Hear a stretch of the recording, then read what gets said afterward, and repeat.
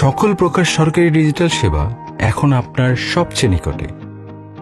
আর নয় লম্বা লাইনে দাঁড়ানো, নয় ভোগান্তির ভ্রমণ। নাগরিক সেবা বাংলাদেশ বর্তমান সরকারের একটি সময়োপযোগী উদ্যোগ, যা বাস্তবায়ন করছে প্রধান উপদেষ্টার কার্যালয়। উদ্দেশ্য একটাই, সরকারি সেবা পৌঁছে যাবে জনগণের দোরগোড়ায়, শহরের প্রতিটি কোণা থেকে শুরু করে গ্রামের অলিগলি পর্যন্ত। প্রশিক্ষিত তরুণ উদ্যোক্তা, আধুনিক প্রযুক্তি আর সম্মান নির্ভর সেবার অঙ্গীকার, এটাই নাগরিক সেবা কেন্দ্রের প্রতিশ্রুতি।